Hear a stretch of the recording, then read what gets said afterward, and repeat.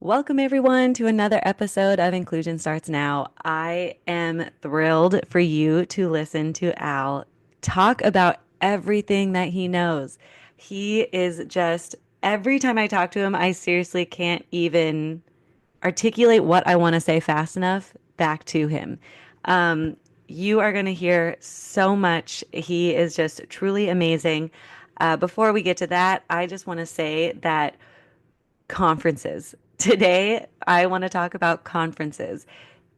For people who are either identify as disabled or identify as an advocate to the disabled community, find conferences around you. There are so many. I do try to share them when I know that they're coming up, when registration is coming up.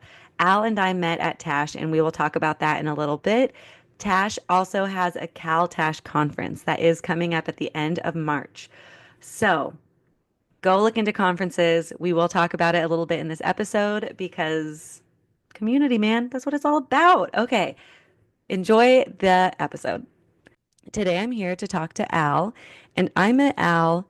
I think the first time we talked was in Washington, D.C. at Tash. And I don't even know if you remember this because then I told you at New Orleans, I'm like, yes, I met you last year. And you were like, okay. But your conversation, like you just said so many things that made my brain just like go off into all these different directions that I was just like, I left just like I felt like a totally new person. And you were probably like giving me really basic information that you just like share with people. And then I got to see you present in New Orleans at Tash, and that was amazing. Um, so that is pretty much how I met you. But do you want to give like a little intro about yourself? Sure. I do have to open with this disclaimer here. I am a family medicine resident. I'm a doctor. Nothing I say reflects the views of my employer, the school I went to, or my profession as a whole. But to put it very simply, I'm autistic and I'm a doctor, and that has given me a bit of a very specific perspective on disability issues because the medical profession is very divorced from the disability rights movement and how we approach things. Which has just sort of led to me going down this rabbit hole of doing a lot of research on disabled communities and disability intersectionality, on medical ableism and physical violence in medical settings, and ultimately just on ways we can possibly bridge that gap where possible. Yeah. I mean, are there any ideas on the spot of how to bridge that gap? I mean, I think the big thing is healthcare is as a whole becoming more aware of the concept of structural and implicit bias. And it has made some gains in recent years to try to undo parts of that. One of the big victories was about 3 years ago, the GFR correction was removed from medical calculations. Have you heard of that? No. So, due to some quote unquote research in the 19th century that said that Black people's muscles work differently than white people's, it was considered a matter of scientific gospel until about 3 years ago that you should adjust calculations of kidney function in Black individuals compared to everyone else. Um, this created the illusion that Black people's kidneys were not experiencing kidney strain and injury at the same rate as everyone else's, which led to this mystery where certain patients would seem to be doing great and then suddenly go into renal failure. Yeah. And this served to keep Black patients off of transplant lists, to prevent them from seeing nephrologists. It just created a lot of structural issues because no one had never gone back and re-examined these old racist assumptions. And so medicine is trying to become aware of things like that and to do things about them. But disability is a pretty, I mean, I'm not saying they're doing great by race or anything, they're not. But disability is a pretty obvious gap, even in this mindset, because there is this underlying assumption in medicine that disability is a thing to be fixed or cured, the medical model. Yeah. This idea that disability is not an identity category and is not a group of people, it is a group of problems to be fixed in otherwise normal people. And this underlies a lot of issues with medicine. And one of the big ones is that there's this sort of invisible hierarchy in medicine between, doctors are supposed to be healthy and perfect and functioning at 110% at all times, and patients are sick and deserve our grace and our condescension. Um, this serves to rather explicitly keep disabled people out of the medical profession. And unless they are capable of masking or concealing disability to a very high degree.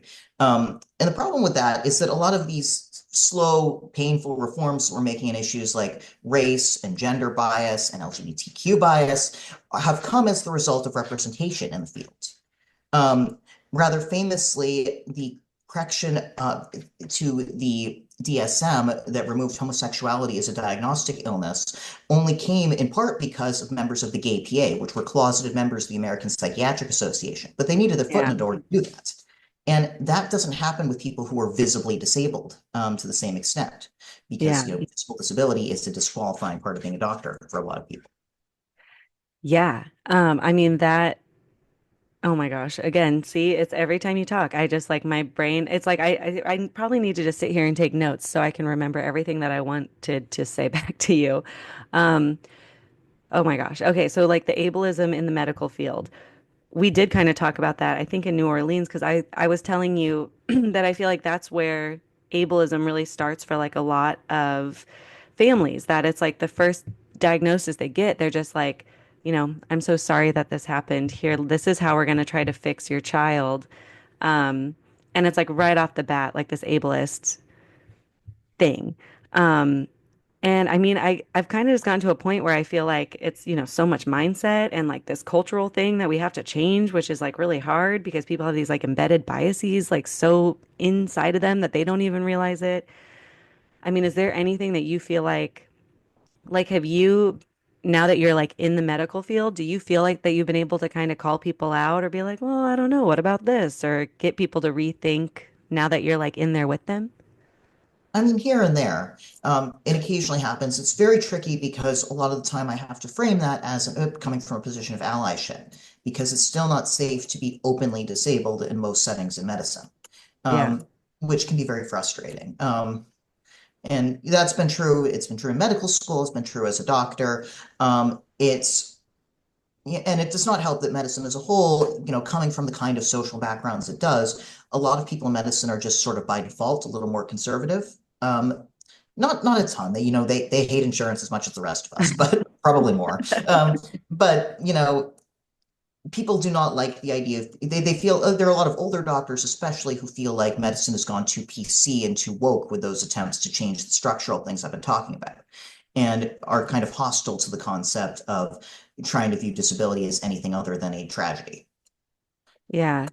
Which is like interesting because I would think if you're like gonna go into the medical field, you're kind of going into it because there's like an area that you like and you want to learn more about it to change it. Like I would think that's why, like if a doctor is going into like cancer or like especially like like a specific cancer like breast cancer, I would assume they're not just doing it to get rid of cancer, that they also want to learn about it to like figure out a cure, figure out how do we make it not so bad.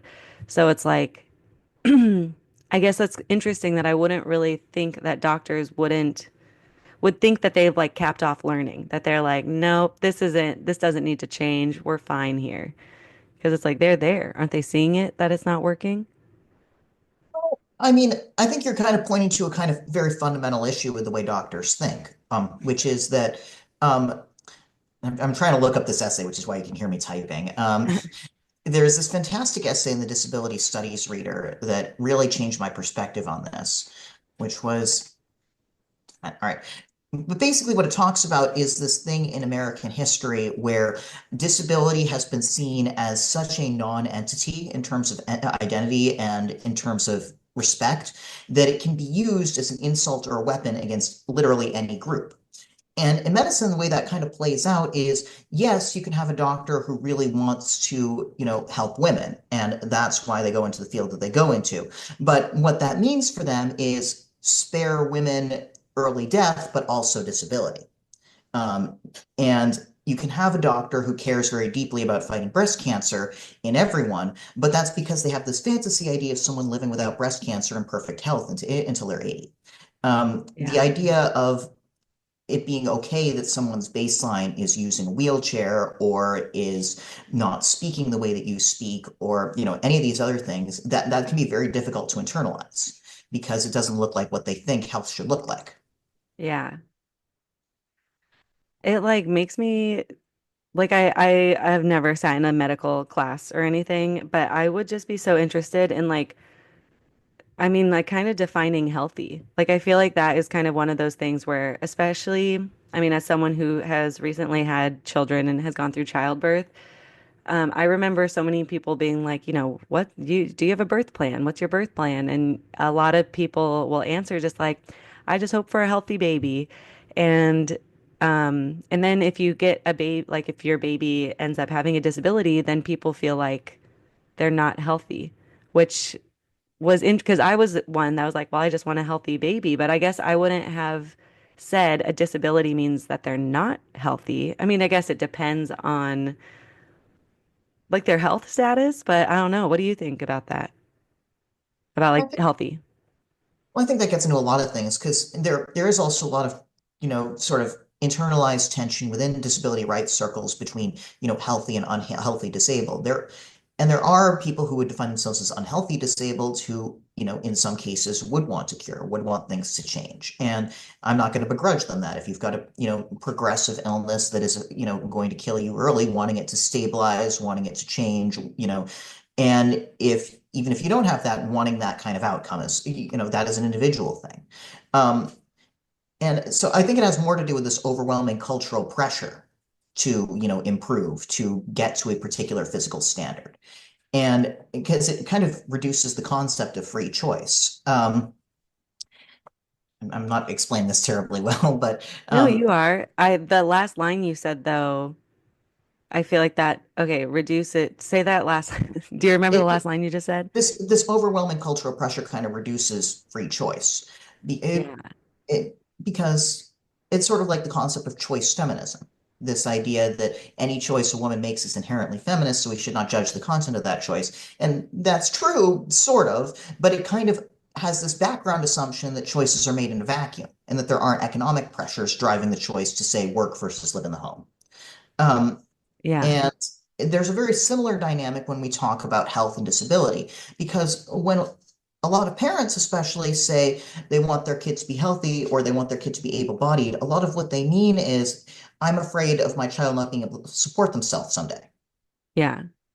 And that really isn't an expression of hatred for disabled children or of overt ableism. It's an expression of awareness that disability is not well supported in our society, Yeah.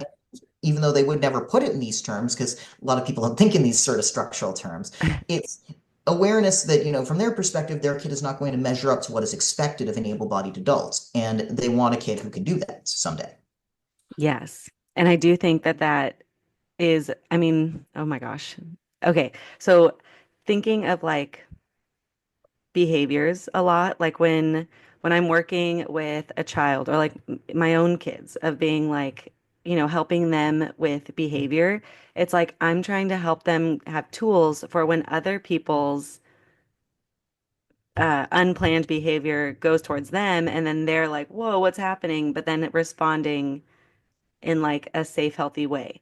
So it's like making me think of like when, oh my gosh, when people are like being ableist or if something like ableist happens, it's like how, oh my gosh, you're responding or viewing it. Because like I know, um, I just got speech for my child, my youngest, and I remember the first thought that I had was like, I don't want to have to like tell people. Like, I don't want to have to explain to people why I chose this or why I asked to get the support. But it was like, how was that like my initial response? I don't even know. I meant to bring up the social model of disability because I want you to talk about that. But this, again, my head is just like spinning in so many different directions of like, it's just like these models and this like culture that is just here. And it's like, how do we navigate it when it seems like less of us is trying to encourage more people to like not be ableist or to like see the positives in disability or just see that like they're also like people with disabilities are just like also humans that should also be cared for and treated as such. Do you want to talk about the social model of disability? Sure. I feel like this is a good transition into that. Yeah. So, I mean, just to give a basic definition, a lot of people talk about disability studies for the past 30 years, and I forget exactly who coined this. I know it was in the 70s, but talk about sort of these two models, the medical and social model of disability. The medical model of disability is the one that most people are sort of passively familiar with, which is that disability is an individual failing, it is a problem to be addressed, it is a medical issue that needs to be diagnosed and treated by healthcare providers. And then the social model, which is frequently misunderstood in modern parlance, by the way, because all ideas get oversimplified as they get repeated. But Mhm. it's this idea that there's a distinction between an impairment and a disability. An impairment is a physical difference that reduces your ability to do something. A good example would be I wear glasses because, and so do you, because my eyesight's not Yeah. great. Um, but this is an impairment because there is no social stigma attached to wearing glasses. Insurance will cover glasses up to a certain point. It does not impede my ability to work or to live my life as everyone else does to wear glasses because there are often accommodations built in for people who wear glasses, goggles that go over them. If I'm in a lab environment, people are a certain percentage of the populace is expected to have glasses. So it's just an understood thing. And that is not true of my autism.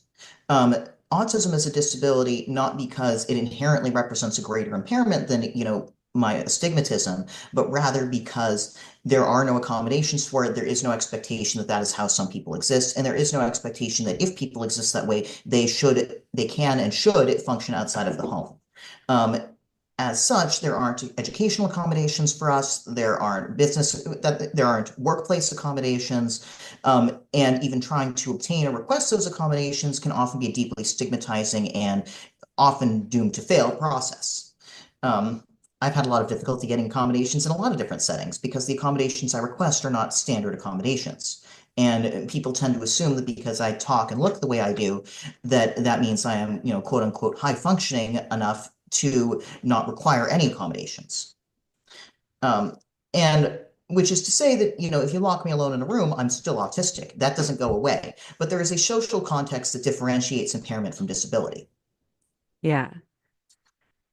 What would be, this doesn't even have to be a personal example, but what would you say an example of an accommodation for an autistic person, like in a work setting or something, or any setting? What would that look like? Well, there's actually a great example from Chash, which you may have noticed in the years going there, which is that they always have quiet rooms, Yeah. which I really appreciate because I've not been to a lot of public settings that have those. And just having opportunities where, it's possible to get away from overstimulation is very important. Reducing stigma of wearing things like headphones in public is an accommodation. And beyond that, things like these glasses happen to be tinted. You can't see it right now because I'm not in sunlight, but when I go outside, the UV rays turn these things dark, which is a subtle accommodation because a lot of people just wear that because they like sunglasses, but it helps a lot with my light sensitivity.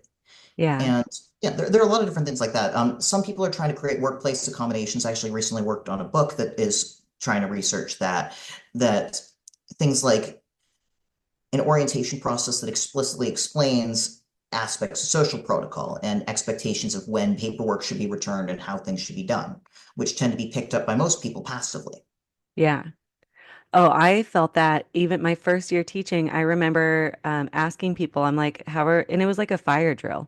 And I was like, oh, where does my class go? And they were like, oh, just like look in the notebook or something. And I'm like, what notebook? Like, no one told me about a notebook. And it was like, or maybe they'd even have a notebook. They're like, oh, yeah, just like go out to the front and go next to like someone else's class. I'm like, is that where I'm supposed to go? Like, I, I don't know. You're gonna put me next to a road? Like I'm the special education classroom. I wouldn't say all my kids like to sit in a line right now. Like it was like a very interesting conversation that I remember leaving being like what if there was what if it was a fire? Like what if there was a fire and I was like sitting here like what am I supposed to do? And I just thought like why is there not like specific details lined up so if anybody like if a substitute came in all that information would be there. That feels like there could be, and that's like as simple as that. I'm sure in the medical field, there are so many, so many more moving pieces of like all of the expectations of, I'm assuming the huge amount of paperwork that you have to do. Um, but yeah, I remember each time doing something, I'd be like, hey, where do I turn this in? Like when do I have to turn this in? Is this done now? And uh, happens all the time. It's like people just kind of forget it. But I love those accommodations that you talked about at Tash because I do every time I go to a conference, I usually leave or a conference that's like focused around the disabled community. I usually leave being like, man, like that wasn't hard. Like they had accommodations. Like we all were able to access the information. Why is this so hard for like able-bodied people? Like why? Um, yeah. Well, thank you for sharing all those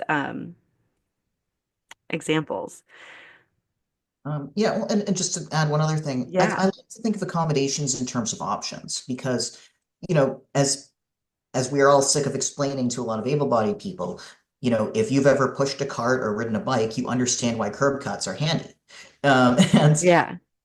it's not a bad thing to have more options available to everyone. The whole, but what if someone who doesn't need it use it? That's absurd. Accommodations are for everyone for any reason, and it's never an inherently bad thing to have them. Um, Yeah. and I feel like that's part of the jump in thinking that people just haven't gotten over a lot of the time. I see that a lot when I try to get, I'm on a nonprofit where we try to get inclusive playground equipment donated to schools. And whenever we post about inclusive playgrounds, there will always be someone like, oh, so everything should just be ramps because like some people need ramps. And I'm like, no, I don't like why.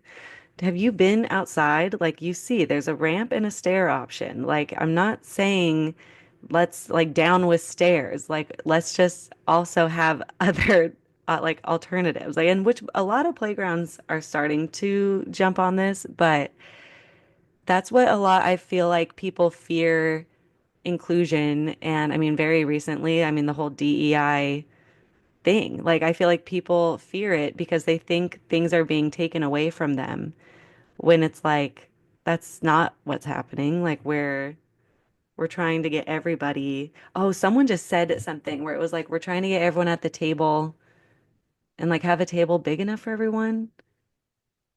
Oh, I think it was Michael. I think it was Michael's shirt.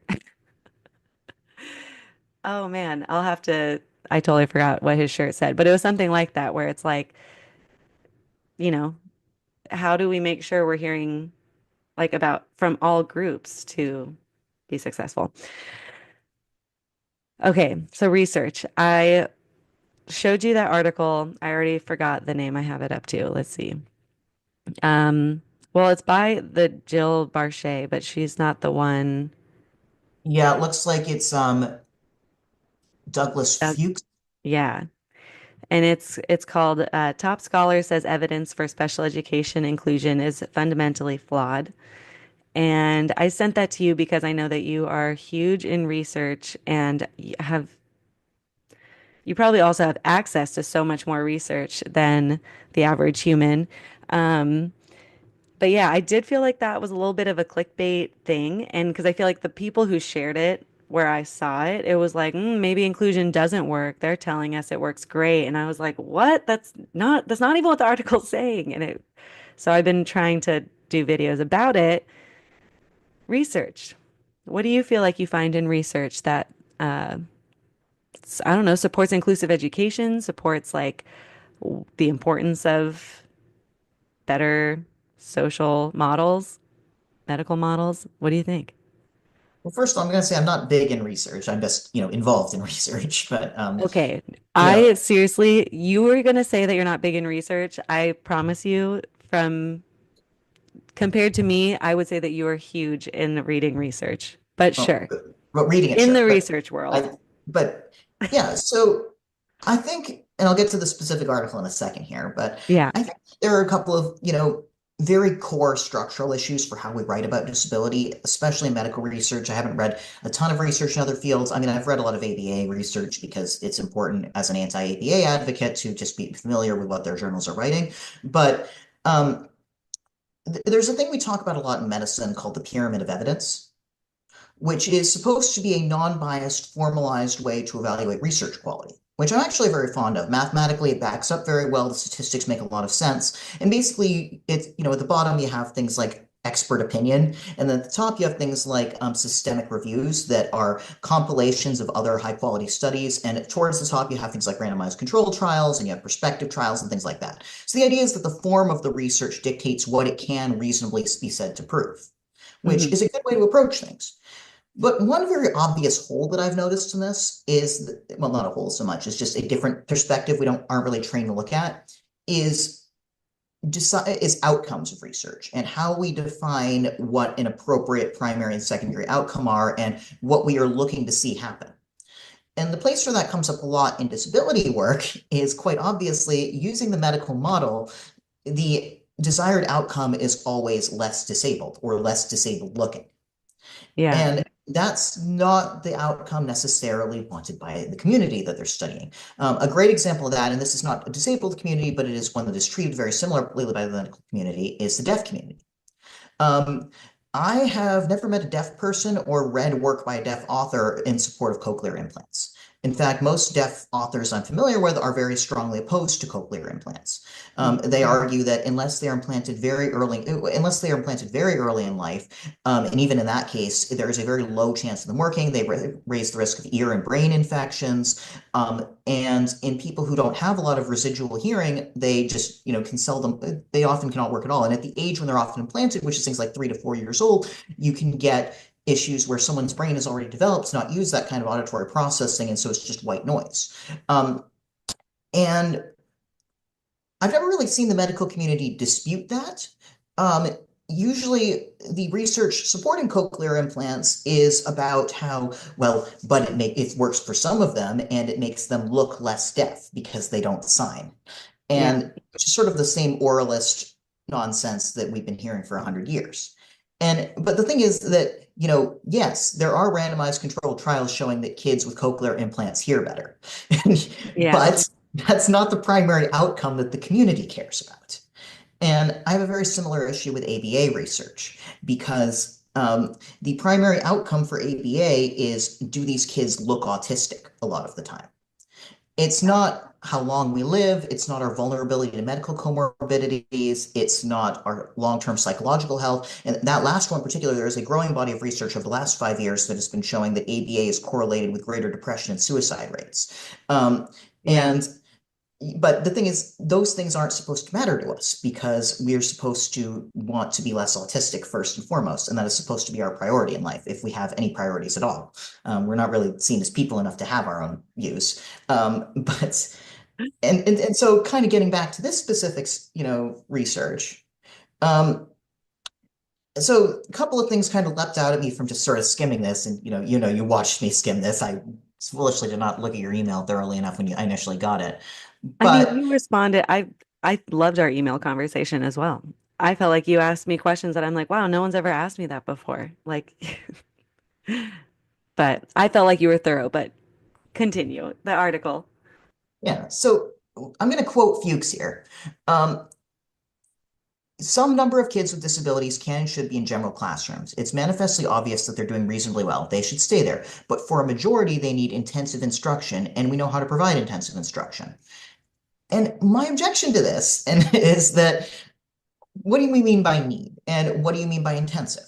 You have to define your terms. And I know that in special education classrooms, you can have, more one-to-one time, you have smaller class sizes, and that can be very beneficial, I would argue, to any students. Mhm. And he also has this argument later on that the research supporting inclusion has been self-selecting for kids who are less disabled. And that often means less visibly disabled. Let's be clear here. Yeah. It often means people who pass as non-disabled better. And so, yes, there is an implied skew there. He's not wrong. But I think that there is an argument to be made that he is not drawing a firm distinction between the two groups he is describing, and that there are probably other aspects of them that he's overlooking.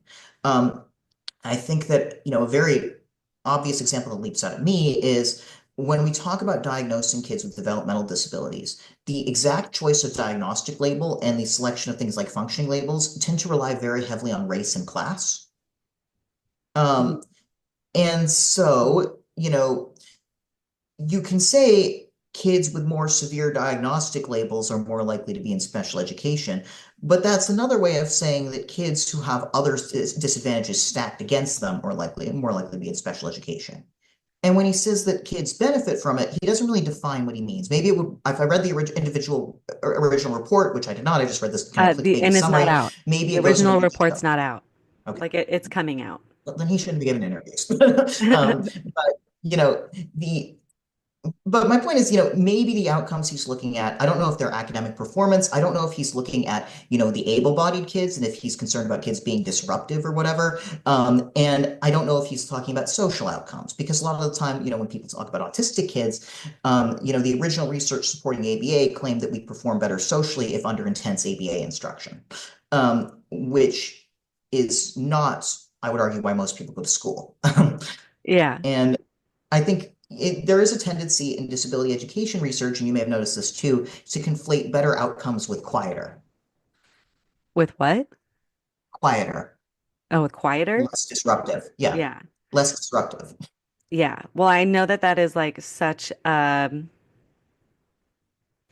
area that people talk a lot about. Like when I don't I, like I've had people respond a lot like, "Well, if a kid's screaming in class, I'm just supposed to ignore them." And I'm like, "What?" I like no. And what's wrong with you? Like why is that your question towards me? Like, okay, it sounds like you have a child who's not feeling safe. Like how about you go help that child and like get the support that they need. Um, but yeah, I really want his article to come out. They're saying that it's going to come out to the public, even though they are going to also publish it somewhere. But he's like, apparently he wants this free so everyone can see it.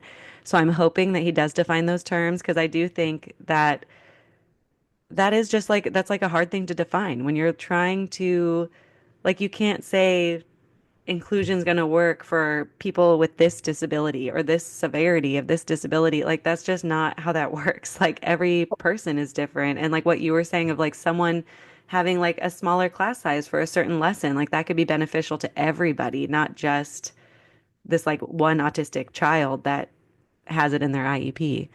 Well, and I'm glad what you just mentioned about different kinds of disabilities, because, and again, not a disabled group, but treated similarly to it.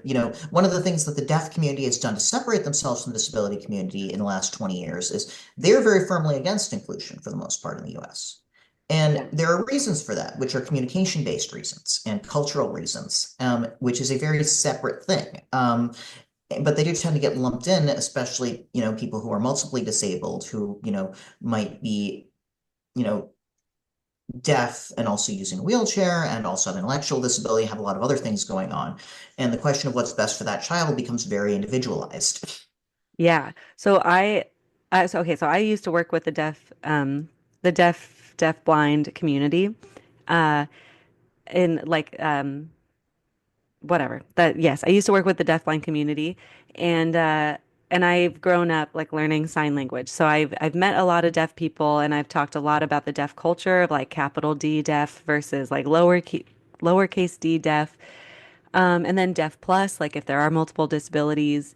And for so long, I was like, I mean, because I just kept thinking of like a deaf school would be like segregation, that you're like taking yourself away from the community that like we're all here. Like, you're gonna be done with school. Like, where are you gonna go now?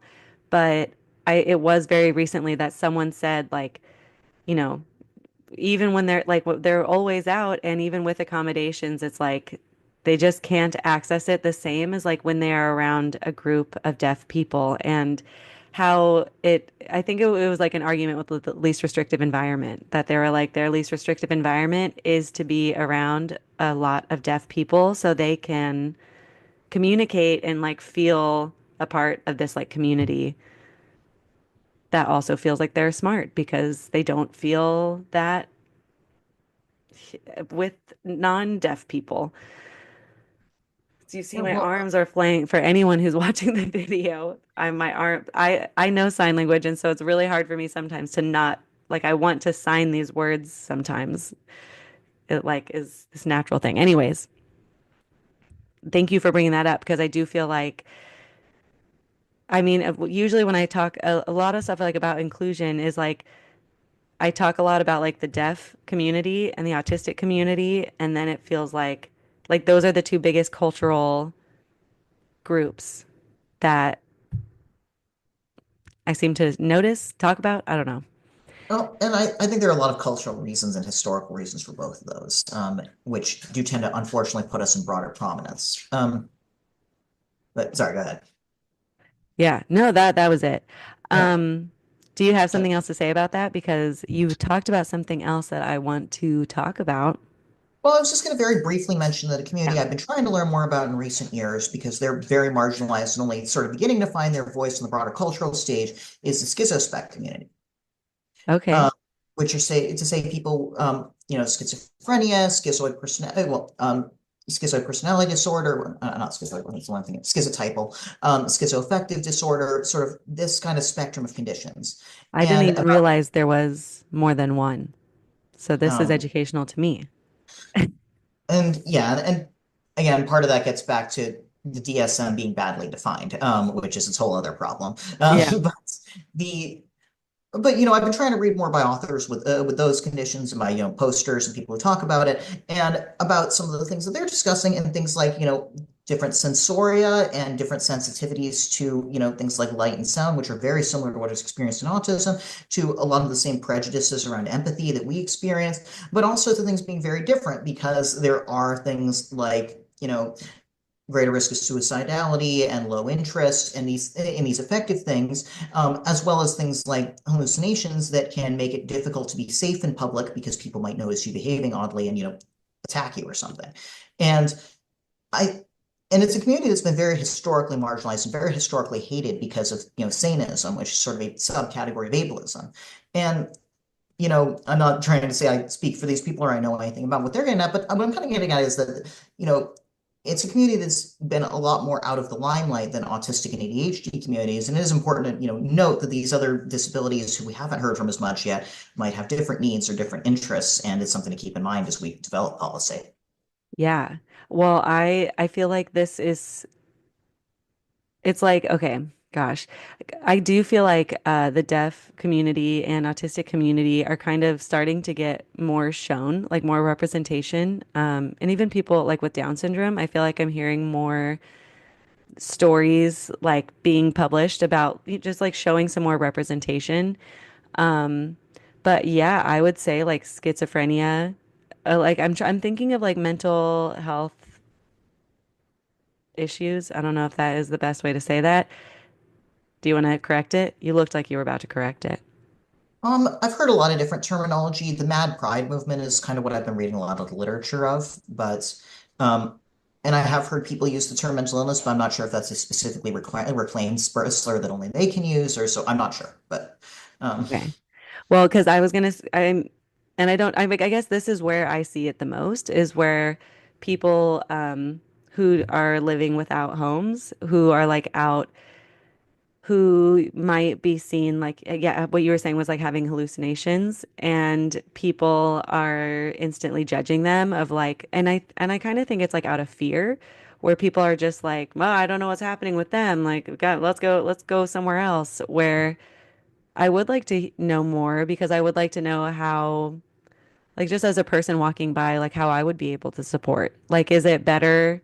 Is it better if we just like ignore you? Because I think I have read a book about someone who was schizophrenic, and it was like, it was something where it was like, I have to finish this hallucination like before coming back, or like, I can't really remember what it said, but it was something where it's like, you can't get me out of this. Like, I need to get through it kind of by myself. But I don't know. That might be a whole nother topic. I don't know how much you know about this I subject. don't, and I'm not going to pretend to be an authority on it. So Man, if anybody has schizophrenia in their family line or friends, tell me, call me, or call me, message me. Okay, I want to talk about ABA. So I have heard a lot from people, I would say from the autistic community, who are very against ABA. But I also am friends with people who do ABA. And recently I talked to some people who like practice ABA, but when I talk to them, they're like, we do recognize that there was this really bad, like it was like the practices were used bad, poorly. And they're like that's so and I've been okay. Oh my gosh, where do I even want to go with this? Do you feel like the ABA, anything that happens in ABA could be used differently in a more like neuro-affirming way? No. So why? Because I would So love to I'm hear. sorry. No, I need to dive into that a little more. All right. So I think that when ABA practitioners say that, I think that they're speaking from a very fundamental misunderstanding of the autistic objections to ABA. Okay. Because ABA did change about 18 years ago. It became less physically violent. I'm not going to say not physically violent because there are still ABA practitioners that use physical force. It became less focused on aversives. Again, not true of all of them. About 53% of ABA providers still use aversives in some form. But there's sort of this perception in the ABA profession that the autistic objections to ABA are based solely on methodology. Um, and that is not true.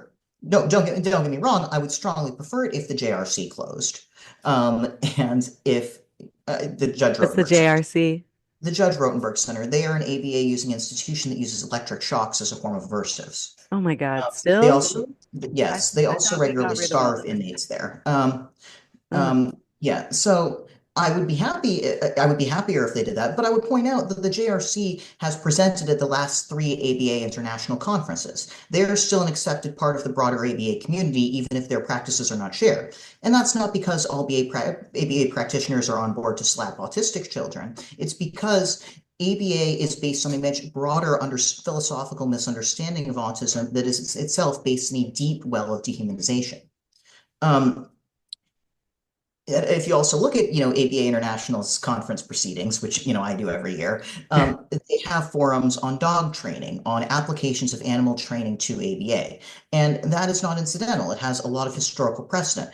Ivar Lovaas very explicitly based his understanding of the autistic brain on animals and on stimulus response machines. He believed and stated repeatedly that we are not people, that you need to build a person out of nothing, and that we are empty shells, and Yeah. that therefore it is acceptable to mistreat us or to not actually attempt to reach us as individuals because of that.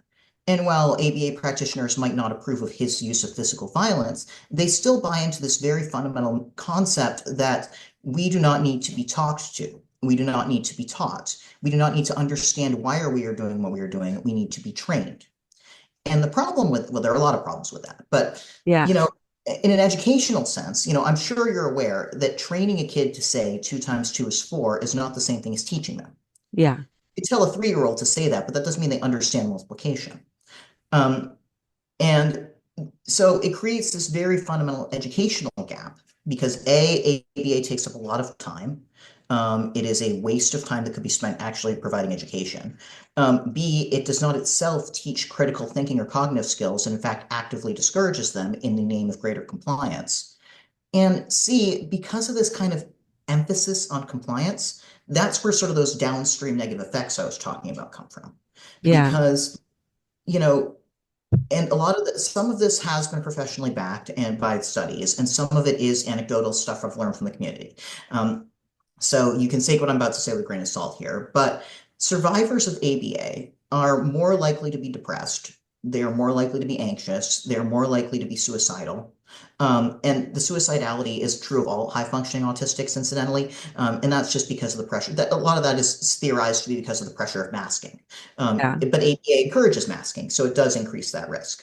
And then the one that I've heard mostly anecdotally is that survivors of ABA are often more vulnerable to abusive partnerships and abusive relationships later on, which Yeah. makes sense because one of the core tenets of ABA is that your sensorium, your physical comfort, your needs in order to learn and to internalize information are not real and are not important.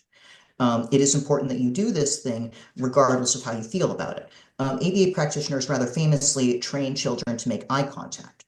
They train children to accept things like handshakes and hugs. That has been true since Lovaas's first experiments.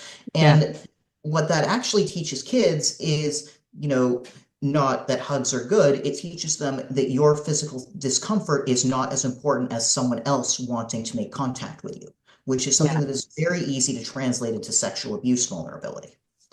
Oh, Um, totally. Well, so it's, I mean, everything that you're saying, this is what I've heard when I talk to the people. My dog is crying at the door. Um, when I talk to people who are anti-ABA, this is what they say. I mean, they're like it encourages masking. It's not like neuroaffirming. It's not and like and it's I not and since safe the and it's technique bad. and since the techniques are based on training, I don't think those can be repurposed in a meaningful way educationally. Well, so, and this is what I was talking to with my friends who are in ABA because when they describe what they do, it doesn't sound like this. Like it doesn't sound like how you described it, but I'm saying like this isn't the first time I've heard ABA described like how you are describing it. But when I talk to my friends who are in ABA, I'm like, those don't seem like the same thing. So why do they have the same name? Like, why? Oh, insurance. Oh, So that's, I ABA do remember is parents talking to me about that. ABA is the only, therapy for autism covered by insurance in the US, because it is considered the research-based gold standard for Yeah. terrible reasons. This all gets back to how terrible medical research on disability is. And so a lot of programs that are not ABA or do not use ABA will brand themselves as ABA, which creates a lot of muddying of the water about what ABA is. But if you read Interesting. ABA professional journals, and if you look at their conference proceedings and if you read ABA books and literature, ABA is a very specific philosophy and program of treatment that is not, conducive to education. So how do we get a different behavior therapy in in insurance that will make it better? That won't be ABA. Medical research. It's very much a question of legitimizing alternatives. And part of that is questioning what outcomes we are looking for. Because the thing is, if you want someone to not act autistic, the thing that forces them to act neurotypical is going to be the gold standard every time. But if you change the treatment goal, ABA stops looking good. Yeah. Um, and there's a great article from 2022 that I wanted to recommend to you, which Yeah. is it's a medical article. I'm just going to look it up real quick so I get the Yeah. title right. Autistic Space, a novel framework for meeting the needs of autistic people in healthcare settings. Oh my Um, gosh, that's long. Okay, I'm gonna write down autistic space and hope that I can find it. yep, and Or I'll space is email an you. acronym. It's sorry, 2023. Okay. So this was published by Doherty et al. And basically, it's about the construction of environmentally safer spaces for autistic people that reduce the odds of things like meltdowns. Yeah. Um, the idea being that, instead of viewing it as a behavior, set of behaviors to target, which is the psychiatric view, it's better to view autism from the ground up as a form of, neurological complexity that just needs to be, managed environmentally, which is a much more humane approach to us on the Yeah. whole. Um, Devin Price's book, Unmasking Autism, has a take on it that I actually really like because he tries to start with, let's not start with the behaviors that people assign to us. Let's start with what it feels like to be autistic and go from there. And so he starts with the way that we interpret details versus big picture things and the way that we interpret, sights and sounds and all these things, and starts talking about why different environments can be overwhelming and how we respond to that and how that creates the patterns that neurotypicals dislike about us. And Yeah. I think starting from that kind of mechanistic understanding is what really needs to fundamentally change in how we approach autism. So I don't really like the question, what behavior therapies do we need? Because I don't think we need behavior therapies. I think that we need to actually understand what it means to call something neurodivergence and to Yeah. understand that it is a neurological condition. One of the things I say very often is that psychiatry that we understand is not psychiatry, it's neurology. Calling a psychiatrist to, understand something is like saying, well, I don't know what that constellation is, and I can't find the astronomer, so let's get an astrologer instead. Yeah. I don't understand what this chemical is doing, so instead of calling the chemist or the pharmacist, let's call the alchemist.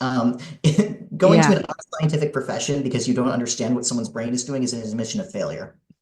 Yeah. No, I think that is really spot on.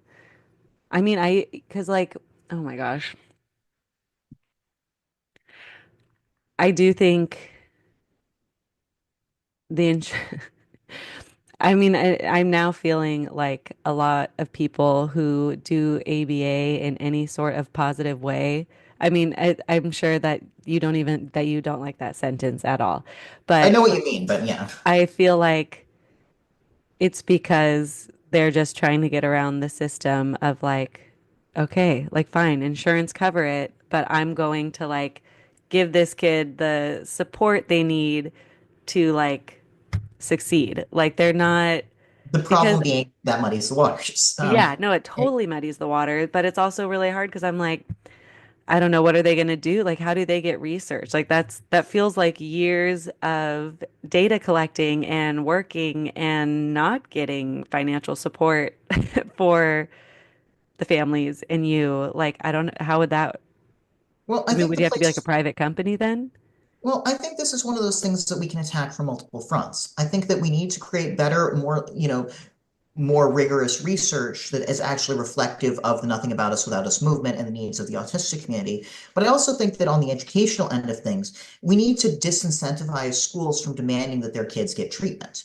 Yeah. We need to create an environment where kids can ask for, where an IEP does not have to include ABA, where an IEP can be focused on neurological interventions, where it can be focused on these other things. My IEP when I was a kid did not say ABA. It said that I could leave a room if I was upset so I could calm down in a more comforting sensory environment. It didn't say sensory, but because my parents didn't quite understand that. But the point was, it was an intervention that was not focused on my behavior as a problem. It was focused on, the underlying emotions and neurology and environment that made that difficult. Um, and that's something we can do now. One Yeah. of the very few things I will say for the US over Canada is that in Canada, kids are legally required to go through ABA or cannot get a high school diploma if they're Oh, autistic. Um, I did not know that. it is an unfortunate, nationalized healthcare is a wonderful thing, and standardization can be a very great thing for creating uniform public schools. But the issue with that is that if there's a widespread misunderstanding of a minority group, it gets propagated into national law. And one of the Wow. US's advantages in that regard, people talk about states as laboratories of democracy and all that sort of thing, is that we can experiment and we can individually say, this is not how I want my child to be treated. And we have authority to do that in our culture because parents have a lot of authority and a lot of power over how they manage things. Yeah. Um, and I think that the important thing is, stuff like this podcast, telling people, your child does not have to go into ABA. You have options, and those options can be based on what adult autistic people think would have helped them. They can be Yeah. based on what science that has not been adopted by ABA practitioners says. And it can be informed by what your child individually tells you they need. Yes. Well, I know you just kind of dropped the nothing about us without us.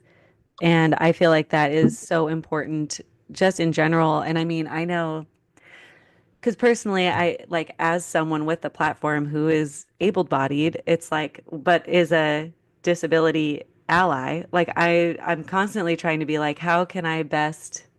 like, how can I best get your voice and put it here? Because all I am saying is like from my experience, and that is as an able-bodied person, which is a very different experience.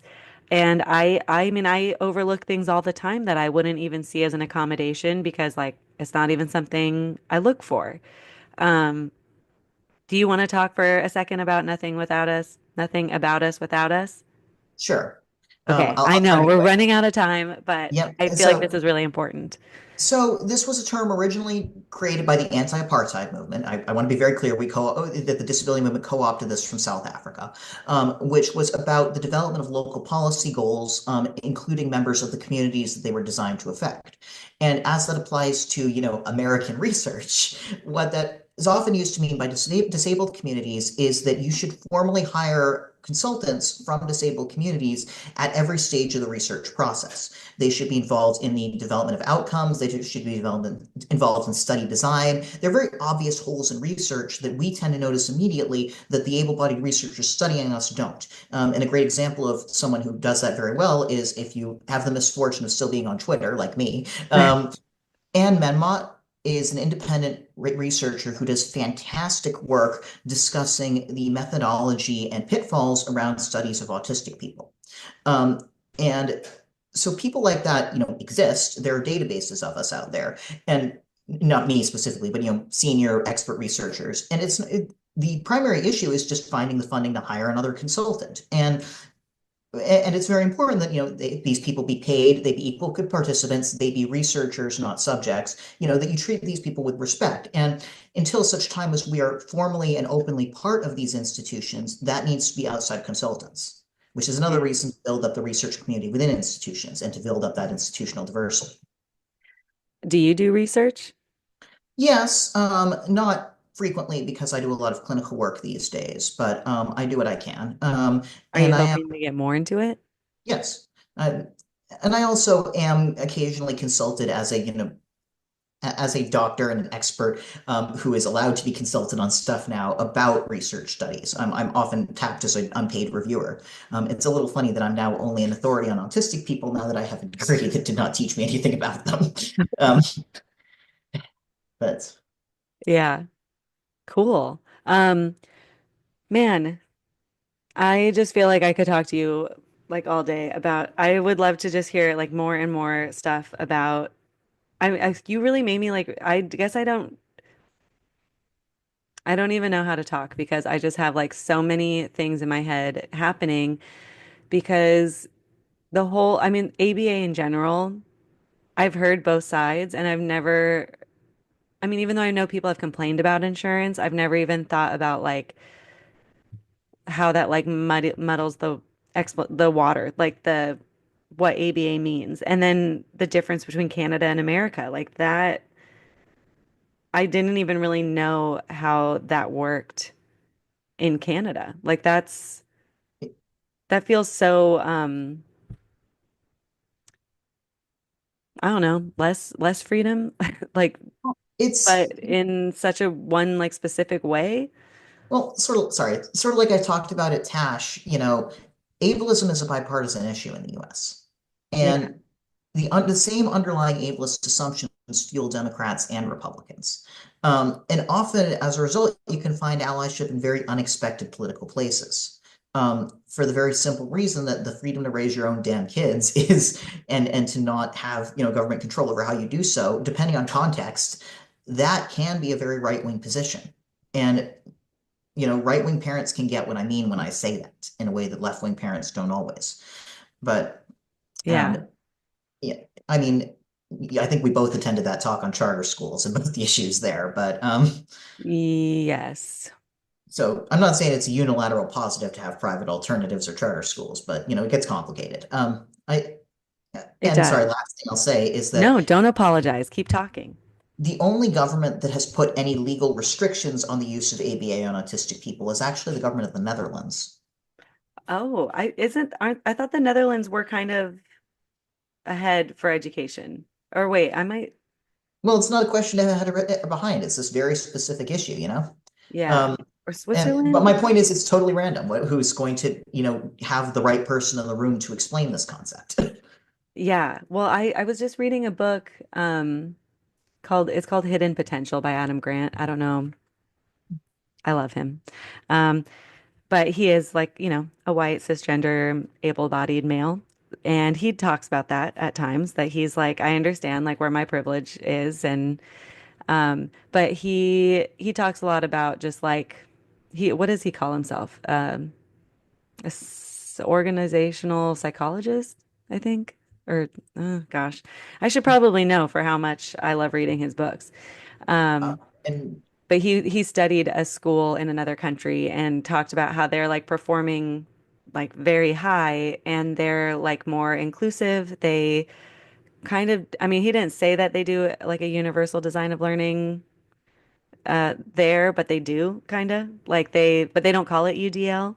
It's just like their culture. It's just like their way of life is like, oh, well, you're a part of our community. How can we make sure that you're accessing this information? And that's like a priority to them. And because of that, we've been seeing like good outcomes.